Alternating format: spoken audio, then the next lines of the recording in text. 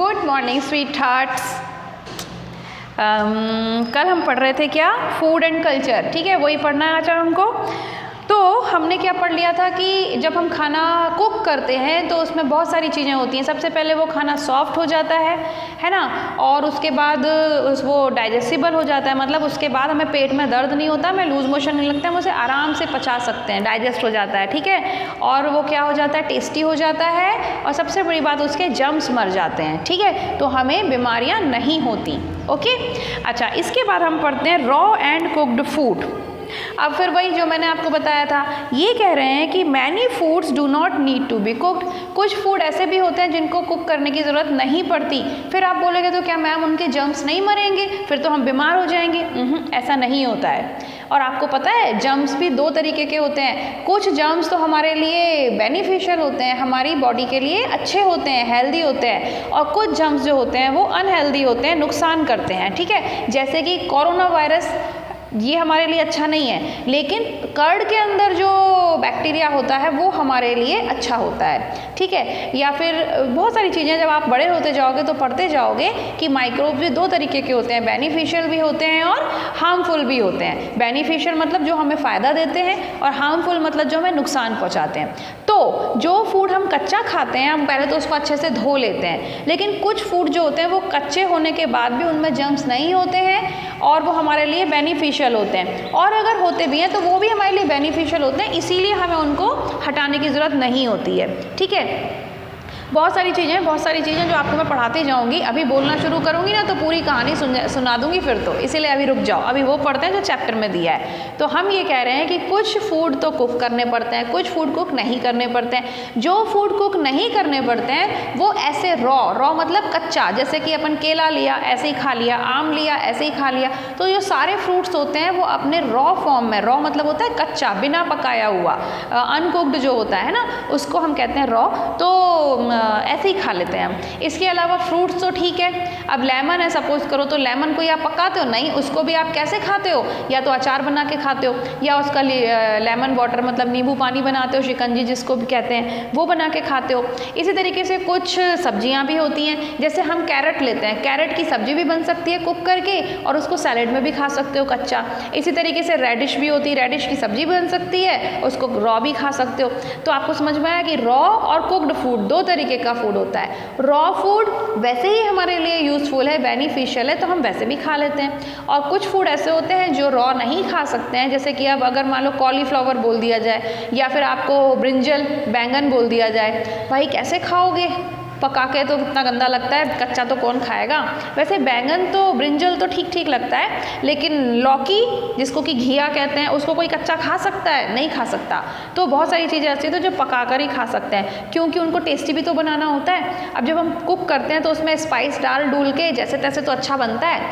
वैसे किस किस को घिया की सब्ज़ी पसंद है, जिसे हम लौकी भी कहते हैं, गिलकी की सब्ज़ी किसको पसंद होती है, टिंडे किसे पसंद होते हैं, पर खाने तो पड़ते हैं क्योंकि ये बहुत हेल्दी होते हैं, समझे, इसीलिए। अब टेस्टी तो मैडम पिज़्ज़ा होता है, बर्गर होता है, पर वो खा नहीं सकते हैं क्योंकि वो हेल्दी नहीं होता है ना, थोड़ा सा खा सकते हैं। देखो इसमें भी यही लिखा हुआ है, fruits are eaten raw, some vegetables like carrot, cabbage and radish are eaten raw in salad. अब आपने कैबेज भी तो देखी होगी, जब आप ये चाउमीन वगैरह खाते हो तो उसमें कैबेज पड़ी होती है, और वैसे भी हम सैलेड बनाते हैं तो कैबेज डाल सकते हैं। लेकिन but some vegetables like lady finger, भिंडी एंड ब्रिंजल बैंगन नीड कुकिंग। लेकिन कुछ सब्जियां जैसे कि कॉलीफ्लावर है, ब्रिंजल है, लेडी फिंगर है, घिया की सब्जी है, बहुत सारी सब्जियां ज़्यादातर पकाकर ही खानी पड़ती हैं। फिर ये कह रहे हैं स्टोव्स यूज्ड फॉर कुकिंग। तो कौन कौन से ऐसे स्टोव होते हैं जो कि कुकिंग के लिए यूज़ होते हैं? तो देख लो, मैंने सोलर कुकर बताया था आगे आपकी बुक में। एक तो देखो गैस स्टोव सब बच्चों ने देखा ही होगा घर में, जो सिंपल गैस स्टोव होता है, ये सब बच्चों के घर में होता है, ठीक है। और ऐसा होता है सोलर कुकर। सोलर कुकर में जो मैंने आपको बताया ना, इसमें 3-4 डिब्बे होते हैं, उसके अंदर आप सामान भर के रख दो जो भी आपको पकाना है, और उसके बाद उसके अंदर एक मिरर होता है एक्चुअली, तो मिरर को सूरज की तरफ ऐसे लगा दो तो सनरेज मिरर पे पड़ेंगी, मिरर से लाइट आएगी खाने के ऊपर और खाना पक जाता है क्योंकि उसको बहुत गर्मी मिलती है। और वैसे भी जो ग्लासेस होते हैं उसमें से जो रेज आती हैं वो ज़्यादा गर्म करके रखती हैं ना, तो इस तरीके से उसमें खाना पक जाता है। तो दो तरीके के कुकर होते हैं, सोलर कुकर और सिंपल गैस स्टोव। पढ़ लेते हैं। A stove is an appliance, appliance मतलब होता है उपकरण, जो चीज़ हम यूज़ कर रहे हैं ना खाना बनाने के लिए, that is use for cooking. It can, ये अप्लायंस वगैरह मैं आपको लिखवा दूंगी वर्ड मीनिंग में। It can be a gas stove और इलेक्ट्रिक स्टोव। हाँ, इलेक्ट्रिक स्टोव भी आता है एक, उसमें क्या होता है, एक प्लेट जैसी दिखेगी आपको, तो उसके ऊपर बस आप अपनी रोटियां बेल के डाल दो, सब्जी रख दो, और लेकिन वो इलेक्ट्रिसिटी से चलता है। अगर लाइट चली जाएगी तो आपका स्टोव बंद हो जाएगा, लाइट आ रही होगी तो उसमें फटाफट खाना बनता है क्योंकि बहुत तेज़ जल्दी बनाना पड़ता है। ठीक है, तो stoves are then connected to the LPG। Gas cylinders देखे ना घर में बड़े बड़े, उसे कोई बच्चा छूना मत, उसमें बहुत खतरनाक गैस भरी होती है। अगर उस गैस को आपने कभी खोल दिया, ठीक है, और किसी ने माचिस की तीली जलाई या स्विच ऑन किया तो पता चलता है ब्लास्ट हो जाता है। बहुत सारे लोगों के पास ऐसी दुर्घटना हो जाती है, ऐसे एक्सीडेंट्स हो जाते हैं। तो उसके अंदर जो गैस होती है वो बहुत डेंजरस होती है, बहुत खतरनाक होती है, मर सकते हैं, इसीलिए उसको हमेशा ऑफ करके रखा जाता है। वो सिर्फ घर के बड़े लोग ही जानते हैं कि उसे कैसे यूज़ करना है, छोटे बच्चे बिल्कुल हाथ नहीं लगाते उसमें। उसके अंदर जो गैस भरी होती है उसको हम कहते हैं LPG। देखो बुक में लिखा हुआ है, इसका फुल फॉर्म जो होता है, इसका पूरा नाम जो होता है वो होता है लिक्विड पेट्रोलियम गैस। ठीक है ना, जैसे सुशांत सिंह राजपूत का नाम है सुशांत सिंह राजपूत और शॉर्ट में उसे क्या कहते हैं, SSR। तो इसी तरीके से इसका पूरा नाम है लिक्विफाइड पेट्रोलियम गैस, जिसको कि शॉर्ट में कहते हैं LPG। ठीक है, तो ये अच्छा, इसके अलावा कोई आजकल तो गैस पाइप्स भी होते हैं, तो उसके लिए आपके घर पे ऐसे बड़ा सा सिलेंडर लाने की ज़रूरत नहीं होती है, बस वो तो ऐसे ही कनेक्टेड रहता है। जैसे आपके घर में पानी आ जाता है ना पाइप में, नल में अपने आप से, ऐसे ही गैस में गैस भी आ जाती है। तो अभी बहुत सारी जगहों पर ऐसे पाइप्स हैं कि बस आप उसका बिल भर दो और वो आपके घर में गैस अपने आप चलती रहेगी।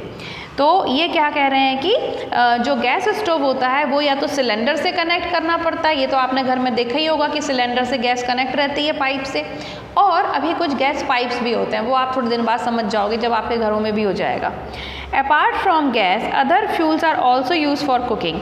अब आपको पता है थोड़े दिन पहले के ज़माने में कुछ लोग चूल्हे पे रोटियां बनाते थे, है ना, तो उसमें तो कोई गैस वैस की ज़रूरत नहीं होती थी, उसमें लकड़ियाँ और कुछ जलाते थे, कोयला लकड़ियाँ, और उसको बहुत देर तक जलने के बाद उसको मिट्टी से बनाते थे। उस पर खाना जो बनता है बड़ा टेस्टी होता है, उसमें मम्मा लोगों को बहुत मेहनत करनी पड़ती है ना, बहुत देर में खाना बनता है, आराम से धीरे धीरे, और उसको हम चूल्हा कहते हैं। तो वो भी एक अप्लायंस होता है, कह सकते हैं हम, जैसे गैस होती है वैसे ही चूल्हा भी होता है। और क्या होता है,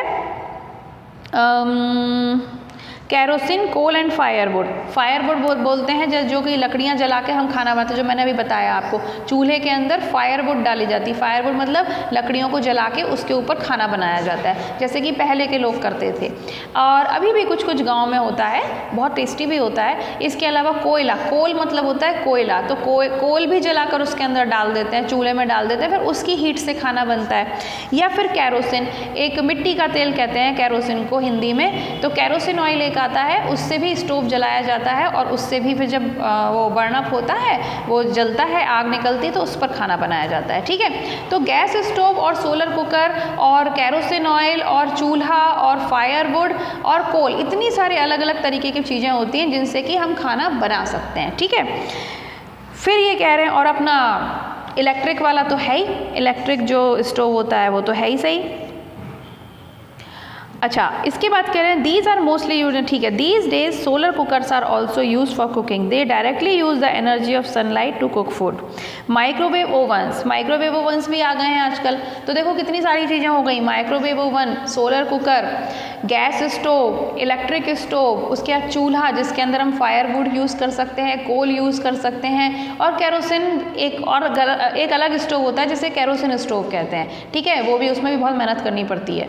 ठीक, तो ये हो जाते हैं कुछ अलग अलग तरीके के स्टोव जो हमें कुकिंग में यूज़ करते हैं। फिर ये कह रहे हैं कि डिफरेंट मेथड्स ऑफ कुकिंग, ये तो मैंने आपको बता ही दिया।